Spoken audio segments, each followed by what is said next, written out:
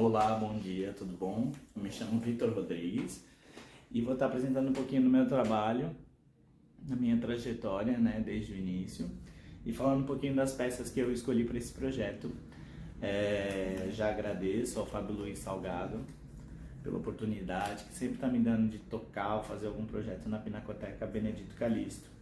Em nome de toda a diretoria que também sempre nos apoia, a minha e a quem eu estou fazendo algum projeto. Então, meu muito obrigado, tá? Eu comecei a tocar com 8 anos de idade, na Strauss Music Hall, e fiz lá, né, meus anos de estudo de piano erudito. E quando eu saí, comecei a ser autodidata e não deixei de revitalizar as músicas que eu sempre aprendi, né? Então eu escolhi para esse repertório algumas músicas que eu aprendi fazendo, né, o curso de piano erudito.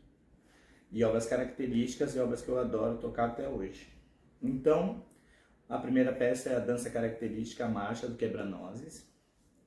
É uma dança, não chega a ser uma dança, mas quando você escuta, você já sente toda a vibe do russo, né, que foi o Tchaikovsky, toda a vibe do Quebra-Nozes, é a música bem característica. Você já escutou a tercina, você já lembra da obra inteira, né?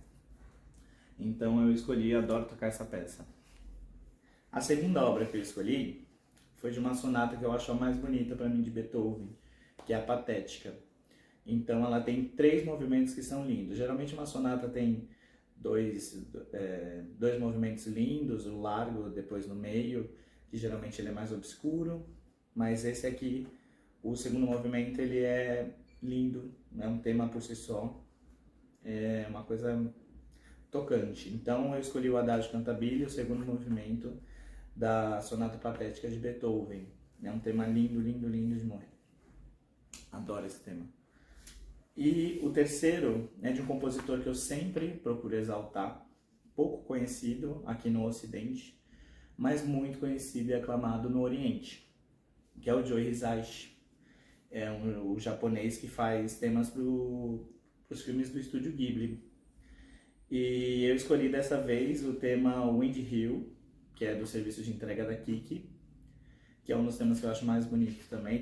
Tem orquestrado, no filme ele toca orquestrado, mas eu escolhi a peça feita para piano, né? Então ela tem umas adaptações, mas é lindo também, é um tema maravilhoso e muito gostoso de tocar, né? Ele é bem livre.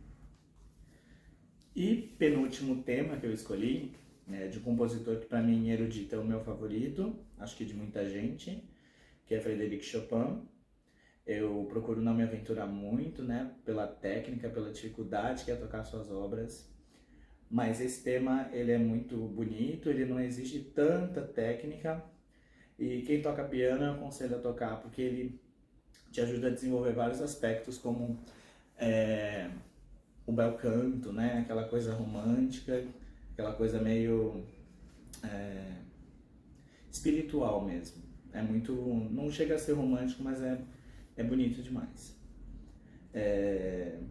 O Opus 55, número 1 de Chopin, Noturno. Muito bonito esse tema, tá? Em Fá menor.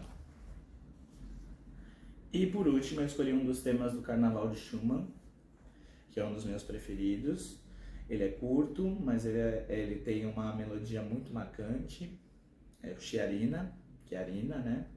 De Robert Schumann, que é um dos meus compositores favoritos também. Então eu escolhi compositores que me fascinam, que têm melodias muito marcantes, frases muito marcantes, que são os compositores Tchaikovsky, Schumann, Chopin e Beethoven, né? Então eu fiz esse apanhado das músicas que eu mais gosto de tocar e gostaria de apresentar para vocês, tá bom? Espero que gostem.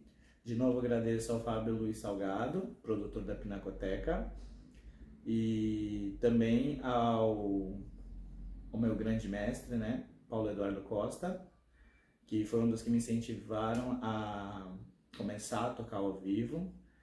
Nem tudo é perfeito, nem tudo é maravilhoso, mas a gente tem que se arriscar, a gente sempre tem que estar trazendo arte e cultura da melhor maneira, da maneira mais possível que a gente pode entregar, mais fiel, né, que a gente pode entregar. E é isso, estar tocando no coração das pessoas é o que motiva a gente, né? Então eu tô aí, além do trabalho erudito, a gente faz também trabalho com música popular, rock, anos 80, anos 70, mas também é bom sempre estar trazendo esse tipo de peça, então eu agradeço muito a oportunidade. Gratidão e espero que gostem.